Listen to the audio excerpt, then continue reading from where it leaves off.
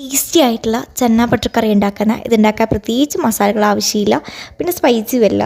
അപ്പോൾ ആദ്യം ഒരു ബൗളിൽ 1 കപ്പ് കടല 4 to 5 hours സോക്ക് ചെയ്യുക.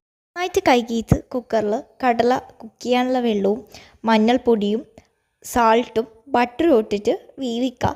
ഒരു 3 to 4 വിസിൽ വന്നാൽ ജസ്റ്റ് ഗ്യാസ് സ്റ്റവ് ഓഫ് ചെയ്യുക.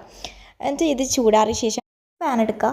എന്നിട്ട് അത് ചൂടായ ശേഷം ഇതിലേക്ക് കുറച്ച് ബട്ടറും പിന്നെ നമ്മൾ ക്രഷ് ചെയ്ത ഗാർലിക്കും കൂടി ആയത് പച്ചമണം മാറുമ്പോൾ ഇതിലേക്ക് പിഞ്ച് ഓഫ് ടർമറിക് പൗഡറും ബ്ലാക്ക് പെപ്പർ പൗഡറും ഇട്ട് ചെയ്യുക.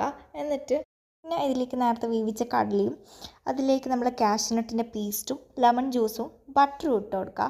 പിന്നെ അതുപോലെ തന്നെ ഇതിലേക്ക് കസൂരി മേത്തിയും പിന്നെ കുറച്ച് കൊറിയാണ്ടർ ലീവ്സും ഇട്ട് കൊടുക്കുക. പിന്നെ നിങ്ങൾക്ക് വേണമെങ്കിൽ ഫ്രഷ് ക്രീം യൂസ് ചെയ്യാൻ ഞാൻ യൂസ് ചെയ്തില്ല. അപ്പോൾ നമ്മൾ ടേസ്റ്റി ആയിട്ടുള്ള ചന്ന ബട്ടർ ഇവിടെ റെഡി ആയിട്ടുണ്ട്. എല്ലാവരും ട്രൈ ചെയ്ത് നോക്കുക. പിന്നെ സബ്സ്ക്രൈബ് ചെയ്യുക, പിന്നെ ലൈക്ക് ചെയ്യുക, ഷെയർ ചെയ്യുക.